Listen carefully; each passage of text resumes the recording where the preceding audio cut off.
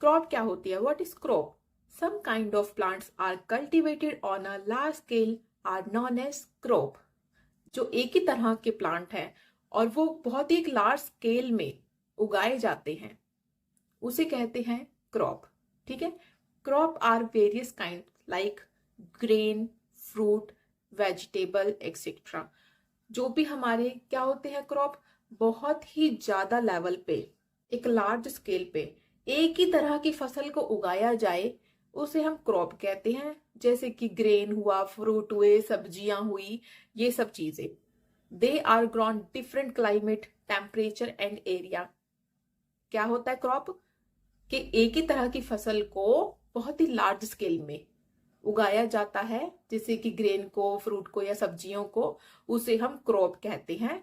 और ये सारी चीजें, जो भी सब्जियां हैं या जो भी फ्रूट है, इन सब को उगाने के लिए अलग अलग टेम्परेचर चाहिए, अलग अलग क्लाइमेट चाहिए और अलग अलग तरह के एरिया में उगाई जाती है। मतलब ऐसा नहीं हो सकता ना कि वीट है, अगर आपको वीट उगाना है तो आप ऐसा रेगिस्तानी एरिया में वीट नहीं उगा सकते। ठीक है। अगर आपको तरबूज उगाना है तो ऐसा नहीं हो सकता अब कि वो रेगिस्तान एरिया में ज्यादा अच्छे उगते हैं तरबूज, है ना। तो अब ये इसी वजह से होता है कि वहां उस चीज को ज्यादा अच्छा क्लाइमेट मिल रहा है ग्रो करने के लिए।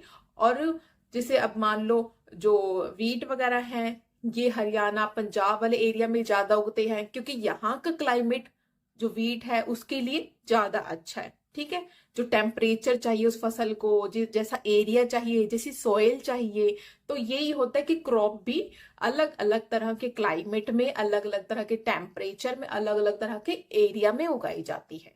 ठीक है। यहां तक हो गया हमारा व्हाट इज क्रॉप। तो अब देखते हैं हम क्या कितने टाइप की होती है crop. Crop are mainly two types की होती है। ठीक है। खरीफ क्रॉप और रबी क्रॉप। तो पढ़ते हैं हम रबी क्रॉप और खरीफ क्रॉप के बारे में।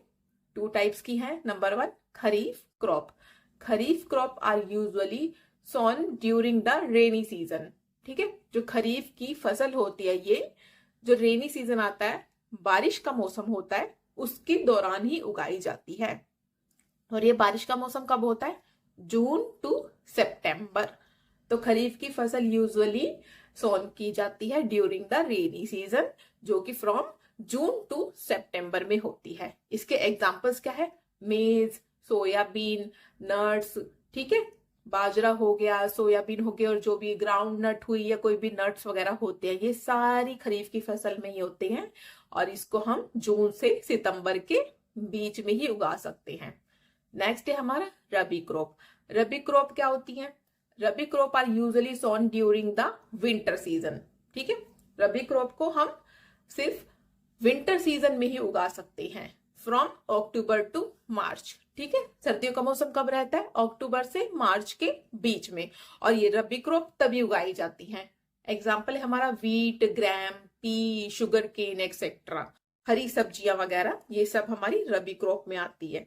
ठीक है। यहां तक हमारा होता है क्रॉप। इसके बाद हम पढ़ेंगे अभी क्रॉप को कैसे उगाया जाता है। ठीक है। इसके लिए क्या प्रोसीजर फॉलो किया जाता है। Basic practices of crop production. अब हम यहाँ पे पढ़ेंगे कि जब हम कोई फसल उगाते हैं तो हम कैसे अपनी सॉइल को प्रिपेयर करेंगे फसल उगाने से पहले, ताकि हमारी फसल अच्छी हो, हमें लार्ज स्केल में प्राप्त हो, जो फसल है उसका प्रोडक्शन अच्छा हो। तो हमारा फर्स्ट स्टेप रहेगा प्रिपरेशन ऑफ सॉइल। नेक्स्ट रहेगा सोइंग। नंबर 3 है adding manure and fertiliser. Number 4 है इरिगेशन।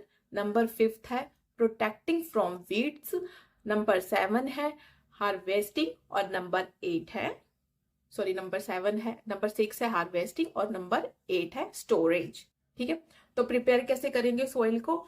जो भी हमारी सॉइल होगी उसको हम टिलिंग या लूज करेंगे, मतलब कि खोदेंगे एक टाइप से। वो मैं आपको अपनी नेक्स्ट वीडियो में बताऊंगी कैसे होगा, प्रॉपर तरीके से डिस्क्राइब करूंगी मैं उसको। बट मैं आपको अभी थोड़ा सा इंफॉर्मेशन दे देती हूँ क्या होता है, किस तरीके से किया जाता है। अब वो जो भी सॉइल होगी उसको हम लूज करेंगे ताकि एयर है जो उसके अंदर जाए, सॉइल के अंदर जाए, ताकि हमारी सॉइल प्रिपेयर हो जाए अगली क्रॉप के लिए। ठीक है। नेक्स्ट होगा सोइंग, मतलब बीज उगाना। अब ये किस तरीके से होता है ये सब मैं आपको नेक्स्ट वीडियो में समझाऊंगी। तो हमारा जो नेक्स्ट स्टेप रहता है, हमें अच्छी क्वालिटी के बीज उगाने ताकि हमारी फसल अच्छी पैदा हो। नंबर 3 है एडिंग मेन्योर एंड फर्टिलाइजर। तो हम उसके बाद क्या करते हैं, जब हमने फसल उगा दी उसके बाद हम उसमें मेन्योर और फर्टिलाइजर ऐड करते हैं, मतलब कि दवाइयाँ हुई या फिर जो भी कंपोस्ट खाद वगैरह हुए वो सब हम उसमें ऐड करते हैं ताकि फसल की क्वालिटी अच्छी बनी रहे और उसमें कोई कीड़ा वगैरह कुछ ऐसा ना लगे। नेक्स्ट स्टेप हमारा होता है इरिगेशन। इरिगेशन मतलब पानी का छिड़काव करना है। हमें फसल अच्छी चाहिए तो उसके लिए हमें उसमें पानी का छिड़काव करना जरूरी है, और ये छिड़काव भी अलग अलग तरीके से किया जाता है, अलग अलग टेक्निक के साथ किया जाता है, ठीक है। और नेक्स्ट हमारा 5th नंबर पे आता है प्रोटेक्टिंग फ्रॉम वीड्स। वीड्स मतलब, वीड्स का मतलब तो जो कि हमारी फसल है, फसल के साथ छोटी फसलें भी उग जाती हैं, उसे हम वीड्स बोलते हैं। मेनली इसको हिंदी में हम खरपतवार बोलते हैं। जैसे हमारी फसल बड़ी हो रही है उसके साथ साथ नीचे छोटी छोटी और हम देखते हैं प्लांट से उगने शुरू हो गए हैं, तो हमें उनसे बचाना पड़ता है अपनी फसल को। क्योंकि क्या होगा, हमारी फसल को जो न्यूट्रिएंट्स हम सॉइल से मिलने हैं उसमें से आधे क्या होगा, वो वीड्स भी लेना शुरू कर देती हैं। तो अब क्या होगा, उससे हमारी फसल को उतना नहीं मिलेगा तो हमारी फसल की क्वालिटी खराब हो जाएगी। तो हमें वो वीड्स वगैरह सब रिमूव करने पड़ते हैं वहां से ताकि हमारी फसल की क्वालिटी अच्छी बनी रहे। तो हम 5th नंबर पे हमारा था प्रोटेक्टिंग फ्रॉम द वीड्स, ठीक है। नेक्स्ट होता है हार्वेस्टिंग। जब देखो प्रिपेयर कर दी सॉइल, उसका बीज उगाया, फर्टिलाइज वगैरह कर दिया, उसमें फर्टिलाइजर वगैरह डाल के हमने उसकी क्वालिटी अच्छी कर दी, पानी दिया, हमारी फसल बड़ी हो गई है, उसके साथ खरपतवार उगे तो वो हमने सब नष्ट कर दिए। फिर हमारी जब फसल बड़ी हो चुकी है हमें उसे हार्वेस्टिंग करनी है, मतलब कटाई करनी है, फसल की कटाई हो गई, ठीक है। फिर लास्ट स्टेप हमारा होता है स्टोरेज। फसल की कटाई के बाद हम गोडाउन में ले जाके उसको स्टोर कर देते हैं। तो ये हमारे 7 ये basic practices of crop production होते हैं। यहाँ पे मैंने आपको सिर्फ इंफॉर्मेशन दी है इन चीजों, इन टॉपिक्स के बारे में कि प्रिपेयर कैसे किया जाता है, उगाया कैसे जाता है, फिर उसमें फर्टिलाइजर कैसे डाले जाते हैं, उसमें पानी कैसे दिया जाता है, उसको वीड से प्रोटेक्ट किया कैसे जाता है, हार्वेस्टिंग कैसे करते हैं, स्टोर किया जाता है। तो ठीक है, नेक्स्ट वीडियो में आपको मैं इसको डिस्क्राइब करके बताऊंगी प्रॉपर तरीके से कि प्रिपरेशन के लिए हमें क्या क्या टूल्स यूज करने हैं, हमें जब बीज उगाने तो उनकी क्वालिटी कैसी रखनी है, कौन कौन से मैन्योर फर्टिलाइजर यूज करने हैं, तो मैं ये सारा आपको अच्छे डिटेल में बताऊंगी। तो इस टॉपिक के साथ बने रहने के लिए मेरी नेक्स्ट वीडियो भी जरूर देखना।